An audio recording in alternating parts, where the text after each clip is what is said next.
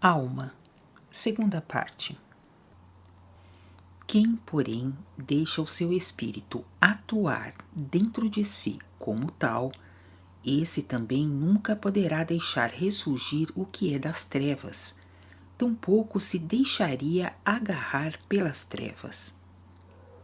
Foi-vos permitido reconhecer, e também tendes de ver o fim para onde tudo leva, quando o espírito nos seres humanos não pode chegar à atuação, por estar amordaçado e afastado de todo e qualquer suprimento de força proveniente da sacrossanta luz de Deus. Como pela luz é considerado como ser humano apenas aquele que deixa atuar dentro de si o espírito, assim também deverá ser aqui nesta terra. Essa é a base para a ascensão e para a paz, pois quem deixa o espírito chegar à atuação dentro de si só pode seguir o caminho para a luz, que cada vez mais o enobrece e o eleva, de modo que, por fim, difunde bênçãos ao seu redor, onde quer que chegue. Quero agora, mais uma vez, dizer o que é a alma, a fim de que deixeis cair todas as antigas concepções e, no futuro, tenhais nisso um firme apoio. O melhor é se disserdes primeiramente a vós próprios que o espírito torna o ser humano um ser humano perante as criaturas de matéria grosseira na terra. Do mesmo modo, porém, e com razão, podemos declarar que o espírito é o próprio ser humano, que tem de desenvolver-se em diversos invólucros, desde o germe até a perfeição, porque traz constantemente dentro de si o impulso para isso. O ponto mais afastado do seu desenvolvimento, que também é aquele ponto mais distante da luz, onde o espírito, sob a pressão do invólucro mais pesado, mais denso, tem de desenvolver sua própria vontade com a máxima intensidade, podendo e devendo com isso chegar também ao encandecimento, a fim de então poder subir de novo para mais perto da luz, é em Éfeso, a matéria grosseira desta terra. Devido a isso, a estada na terra torna-se o ponto decisivo de todas as peregrinações. É, portanto, de importância toda especial. E, exatamente na terra, devido à vontade errada, o espírito foi algemado e emuralhado pelos próprios seres humanos sob a influência das trevas rastejantes, de modo que ele, naquele lugar onde devia chegar ao máximo encandecimento, mediante atividade mais ativa e mais forte, foi de antemão obrigado à inatividade, o que acarretou o falhar da humanidade.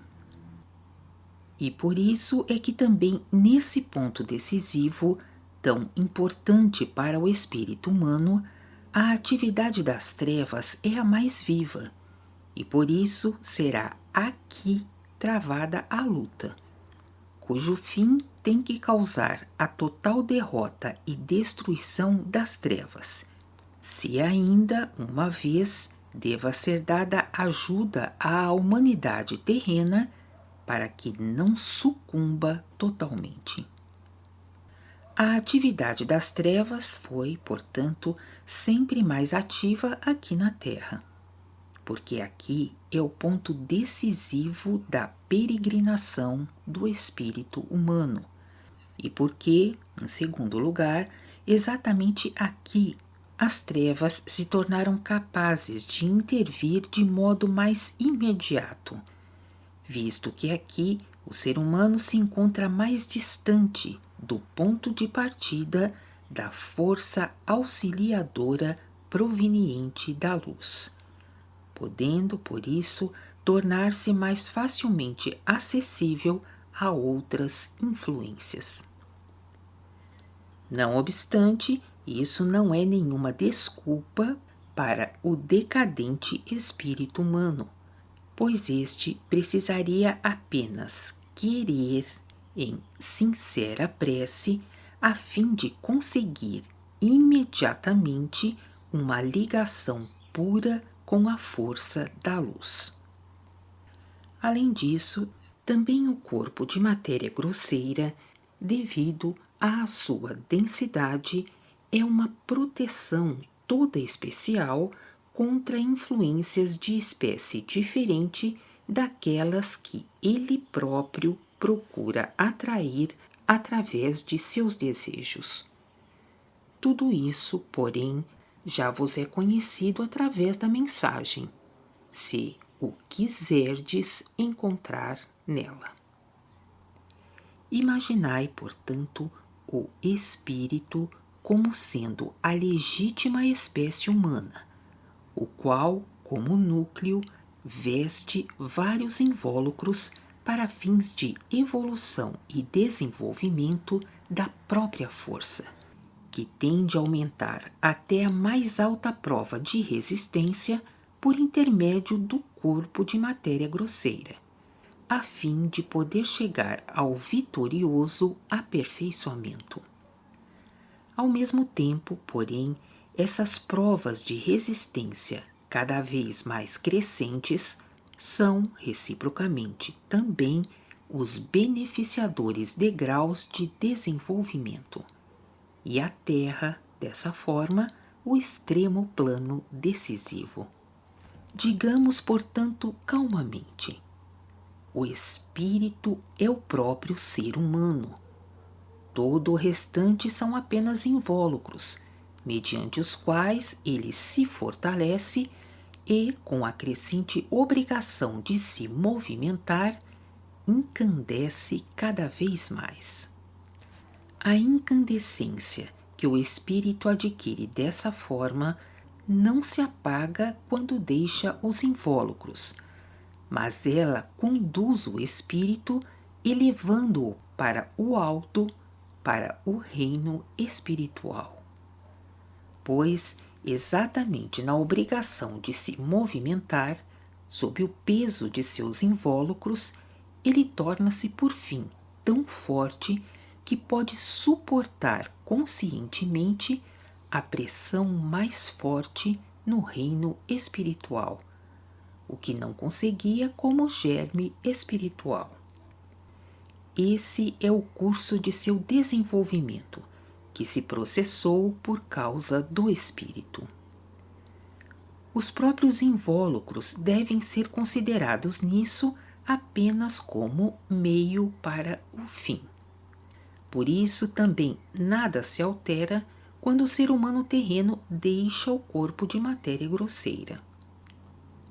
É, então, ainda o mesmo ser humano, apenas sem invólucro de matéria grosseira, com o qual fica também o assim chamado manto astral, que foi necessário para a formação do corpo terreno de matéria grosseira e o qual se origina da matéria grosseira mediana.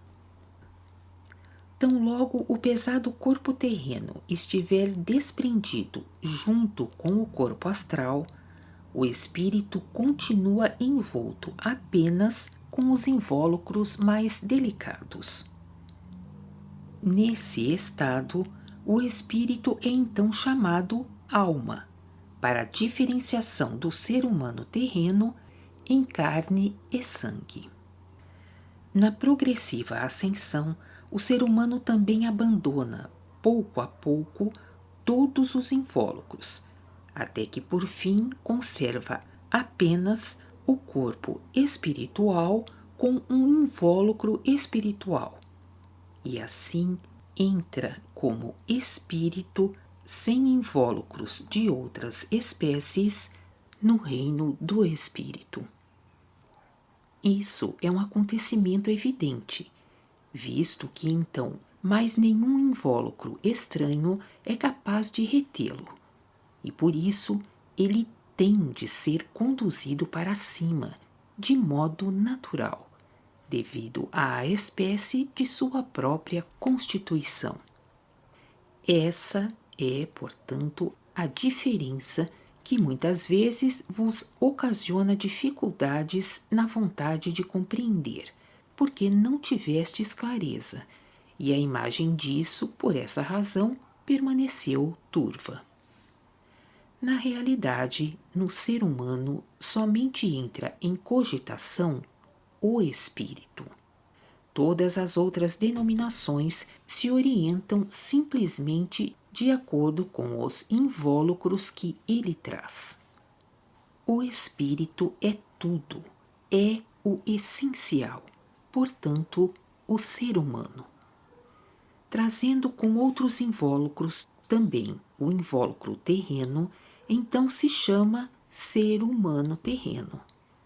Abandonando o invólucro terreno, é considerado então pelos seres humanos terrenos como alma.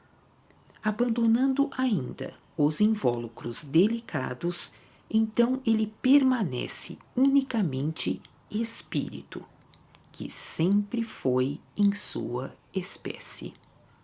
As diversas denominações orientam-se, portanto, simplesmente de acordo com a espécie dos invólucros, os quais nada poderiam ser sem o espírito que os encandece.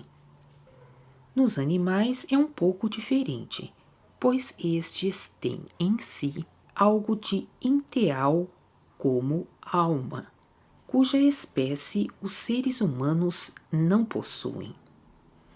Talvez por isso tenham se originado tantos erros, por pensarem os seres humanos que os animais também têm uma alma, a qual lhes permite agir. Por essa razão, no ser humano, que além da alma tem espírito, espírito e alma tinham de ser algo distinto e talvez até poder atuar separadamente. Isso, porém, é errado, pois da espécie da alma animal o ser humano nada tem em si. No ser humano, unicamente o espírito encandece todos os invólucros, até mesmo quando está emuralhado e atado. Na algemação do espírito pelo raciocínio, o calor vivificador do espírito é dirigido para trilhas erradas, que o espírito não deformado jamais escolheria, se lhe tivesse sido deixado mão livre. Mas, sobre todas as torções e erros dos seres humanos, a mensagem dá esclarecimento nítido. Antes de tudo, sobre como o ser humano tem de pensar e proceder se quiser atingir as alturas luminosas. Continua na terceira parte.